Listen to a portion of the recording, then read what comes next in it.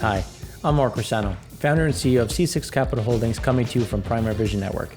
Today we have a big show. We have the Primary Vision Frac Spread Count coming to you a day early for Good Friday.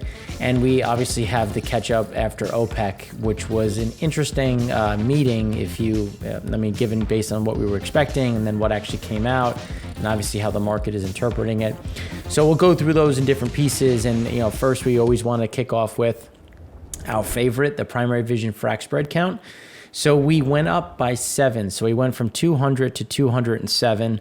The increase really came from, obviously the Permian was a big one, but Texas in general continues to be the biggest driver. And we're starting to see a bit more activity in some of the areas that we were really thought we would see some of this growth, especially in the Anadarko, some of these other basins. We get more specific in the write-ups that we send out to clients, and you can see that we're right on track to kind of where we think we're going to be. Now, as we were saying, as we get closer to this 220 or 230 or so, we're going to start to see that plateau. Like as we've been talking about, the pace of additions was going to slow.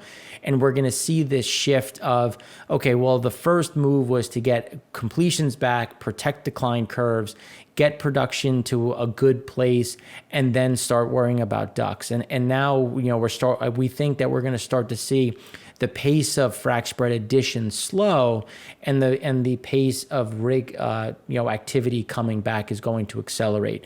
And then that's how they're going to try to manage that DUC situation, just because we have worked through a lot of DUCs throughout the region, especially in the Bakken and in the Eagle Ford. And we're going to have to see some of these spreads flip where, the additions are just going to increase on the rig side. And we're going to see some of this activity on the completion side really start to flatten out. Now we still see, things getting better, things growing, but the additions are going to slow just because there's going to be, well, what is pricing? What is stage pricing?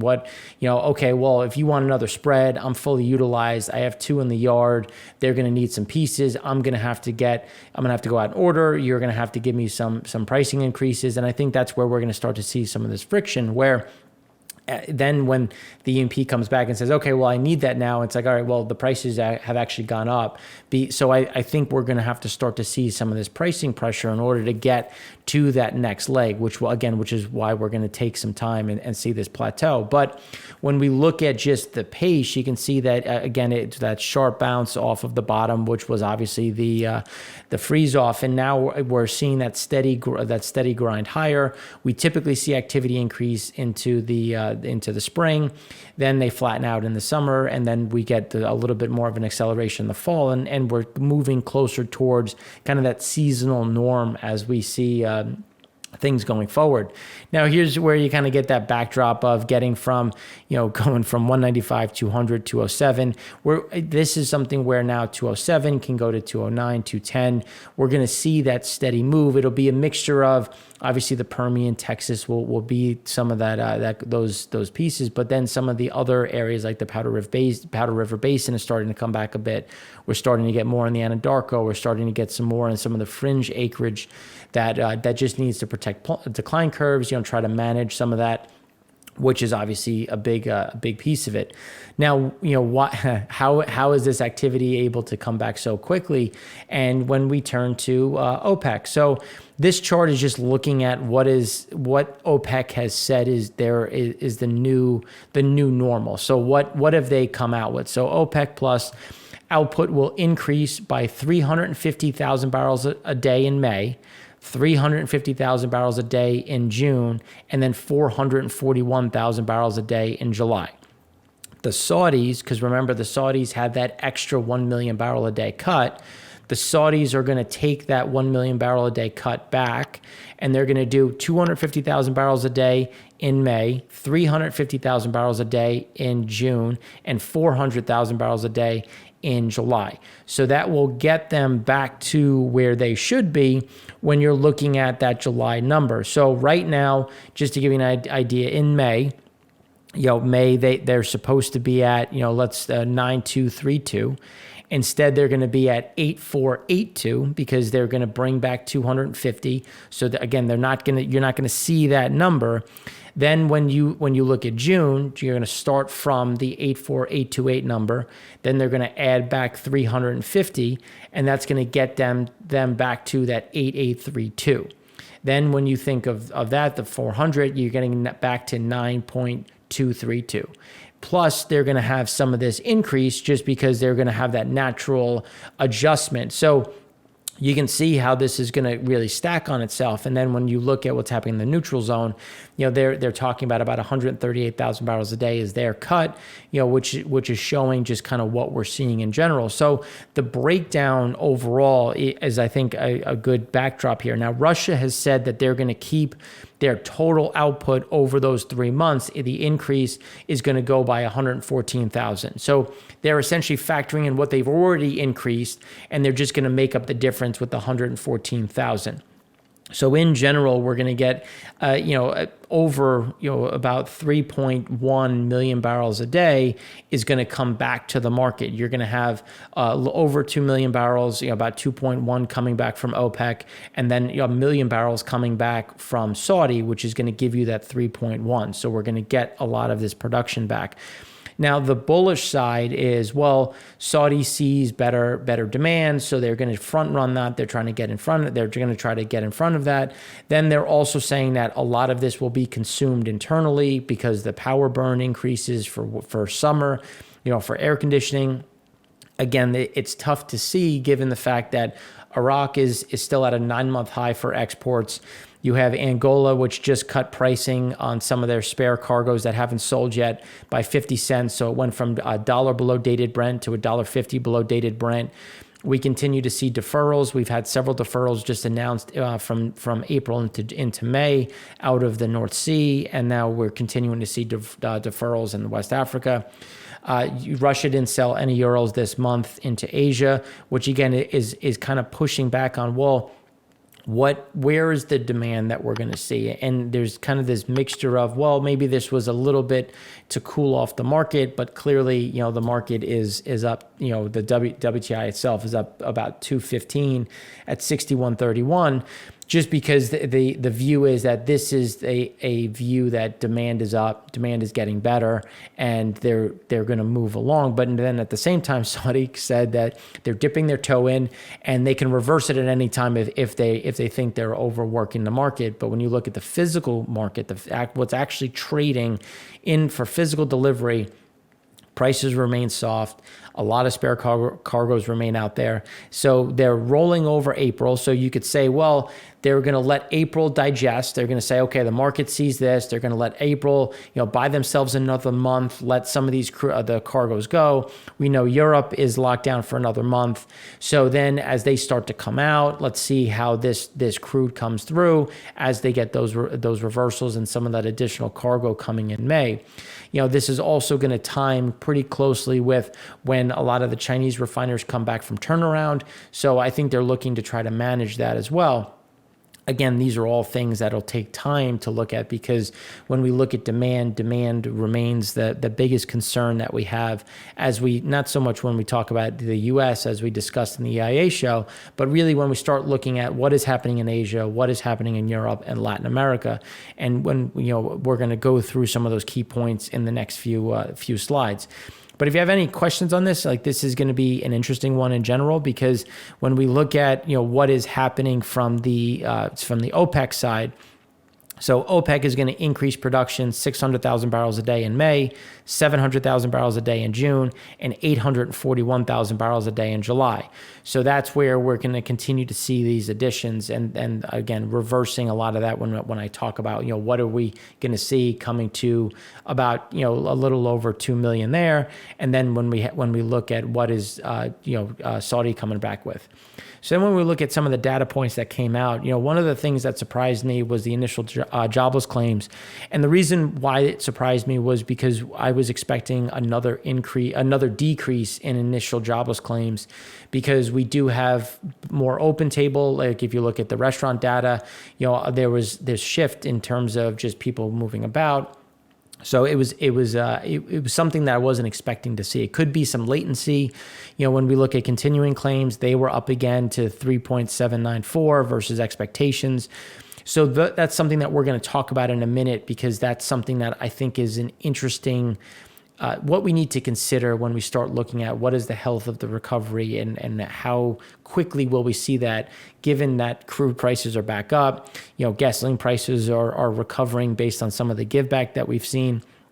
But now on the PMI side, market U.S. manufacturing PMI came in line at 59.1, which was obviously a very strong number. And then ISM manufacturing had a blowout number of 64.7 versus the expectation of 61.5.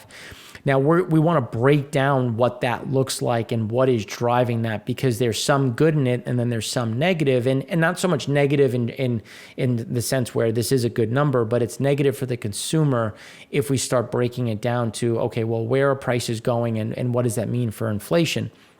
So, when we look at some of the backdrop, and you can see ISM employment was up to 59.6, new orders supportive at 68. The prices paid is the one at sitting there at 85.6. So again, you're continuing to see prices paid go up, and a lot of that has to get passed through, or at least as much as possible has to get passed through. So this is something that Oxford and Havere Analytics puts together. And I think it's important to appreciate that obviously production crushed it. You had new orders that are doing very well. The biggest issue remains that the supplier deliveries. So supplier deliveries is the one that you keep seeing this huge number. Now, even if you take that out, we're still just at 60. So it's still a positive number in general. But what does this mean as we go forward? So when you look at PMI, the rise to 64.7 versus 60.8, which is the highest since 1983. Production rose to 68.1. New orders, which again is projecting forward, went from 64.8 to 68, means that we should get a very, another good number going forward. But then when we start looking at employment, so employment was finally seeing a little bit of a recovery to 59.6, highest since February 2018, again, a net positive. But the issue is they want to employ people, but they're not able to find people for these jobs. Again, this is the friction that we're seeing in terms of, the ability to fill jobs. Now, when we look at supplier deliveries rose to 76.6, which is the highest since April of 1974. So the deliveries is really becoming a bigger issue. And then customer inventories fell 29.9 to 29.9 versus 32.5. So customer inventories are going to have to rise. They're going to have to buy, and they're going to see an increase in prices, which is going to continue to move down that value chain. So prices paid fell, to 85.6 versus 86, but backlog of orders rose to 67.5 versus 64. New exports dropped to 54.5, and imports rose slightly to 56.7. So all of it expansionary, but some of it, exports remain slow. And again, this speaks to what we've been talking about in the global market, where things are getting better, but at a slower rate. And we'll talk about that in a minute when we look at China and India. But you're seeing a lot of these components of supplier deliveries, customer inventories, or in terms of just prices paid. All of this is going to move down that chain, and you're going to see an increase in just customer prices, which again leads to that inflation side as we continue to see the trajectory to the moving higher. Now, this is just looking at what we like to talk about. There's always a 2-week delay. So just given where those jobless claims went, that we're going to see some of this come back. We haven't really been able to hold below that 18 million, because when we look at pandemic unemployment, emergencies, extended benefits, they still remain elevated. We're still seeing people fall off of jobless claims, especially the regular state benefits, and then convert onto the pandemic extension. So this is going to be something to watch. We want to get below that 18 and hold there. Given what we just saw with the jobless claims, I was expecting this to move in a better way in terms of kind of seeing some of this improve. But this number was a little bit of a shock, and we'll put that back up. But now we have jobs numbers tomorrow, which will, I still think it's going to be better. Now this is going to be like, all right, well, how much better is it going to, how much is this going to be just a blip? Or are we seeing some of a reversal, jobless claims going a bit higher? So again, this is going to be one to watch. Now, the other side of the equation is when we look at March Small Business Job Creation Index, which continues to move higher. We're back to 22% on planning to hire. Positions not able to fill is at 42%. That leads back to what we're saying, where the jobs are there, they want the employment, but they're struggling to get the right people in those positions. Net compensation is at 28%, but net compensation plans continue to remain weak at 17%. Again, speaking to benefit packages, wage compression, this is where we see that friction as unemployment remains elevated and you keep seeing people compete to try to get some of these jobs. Now, on the retail sales side, this is where we change year over year. I just wanted to show this because I think the change year over year gives you an idea of just where we were during COVID, but then the change week over week is the one that's going to matter more and more to see where are we trending. Are we trending better, worse? We had a nice little spike, and now that when we had some of the unemployment benefits and the stimulus coming through, now it's starting to pull back a bit. This is something that we think is going to remain fairly strong, but it's going to be something to watch to see where is it trending. Clearly we had a nice little spike. Now we're just going to get some normalization, but we're all moving in the right direction. It's just when we talk about mobility, this is what we're talking about when we see, because this is looking at trackers based on what's coming into the stores. We're still seeing some of this walk back. So again, that speaks to the mobility side. Now, the Caixin China manufacturing PMI, it came in below estimates. So the estimate was for over 51, and when we talked about PMI yesterday in the Econ show, which came out this morning, this was one of those things that I was saying, the China manufacturing number just doesn't seem right. This is something that we thought was going to be a bit slower, and then Caixin came out. So I'm just pulling up what the number. So the expectation was for 51.4. We came in at 50.6. And we're getting to the point where it's not really doing much. And that makes a bit more sense when you look at what we're seeing in terms of pricing, what we're seeing in terms of boats coming in and out, and just what the PBOC and the CCP are saying. So when we look at what, I think this is a good graphic that the Bloomberg economics team put together and assembled.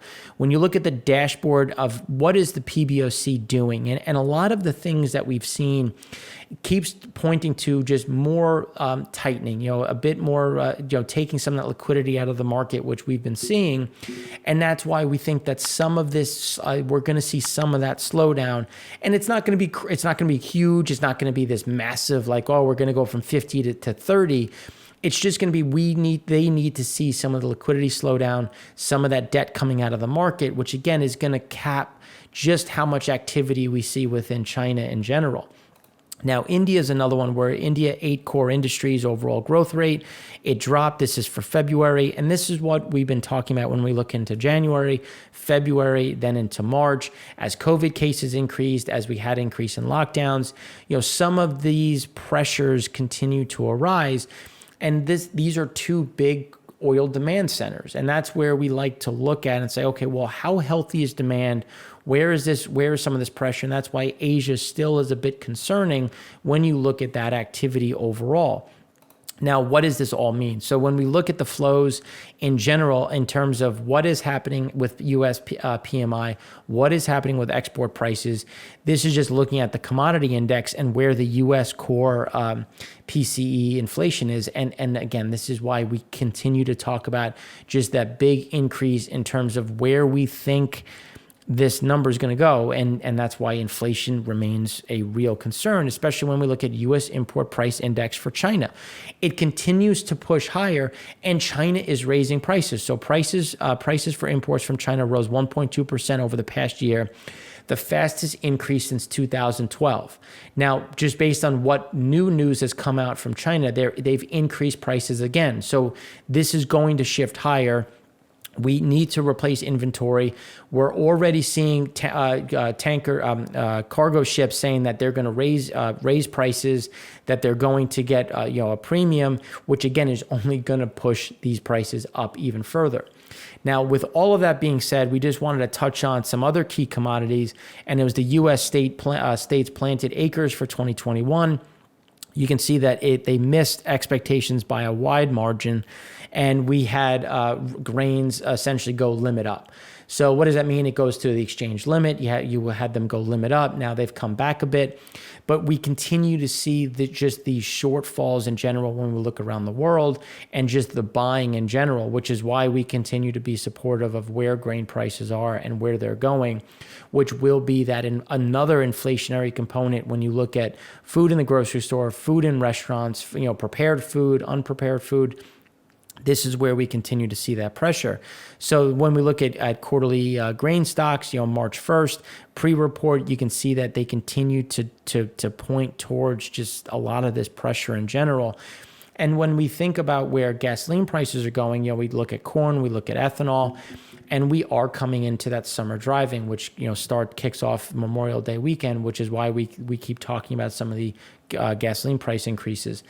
This is just, I think, a really good heat map that just shows, things that are blue shading. Trade was overestimated, and it's a neutral to bullish signal. So you can see that we continue to trend towards the bullish side of the equation, which has been supportive of pricing and will continue to be supportive of pricing. And WASDE is going to be an important one to watch to see just what changes have we seen on exports and stocks, expectations, because we're starting to get close to that planting season. And we're going to start seeing some of these, prepare the soil, get seeds in the ground, and then try to get ahead of a lot of this. And just rounding it out, the difference in U.S. corn and soy acres, March to June, you can just see what we have there in terms of what those expectations are, which is what drove a lot of those bullish moves. So, a lot of things happening. We'll talk about rates a bit more. I know it's the first day of the trading cycle for Q2. We had rates have been fairly flattish. Some of them dropped, some of them went up on the long end. We'll talk about the more about that when we go into next week with the Econ show, just to let some of the things breathe as we have some more data that'll keep things interesting, especially based on the way the market is reacting here.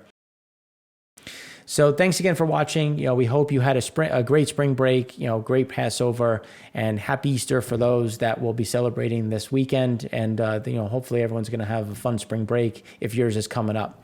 So thanks again for watching. I'm Mark Rossano, founder and CEO of C6 Capital Holdings, coming to you from Primary Vision Network.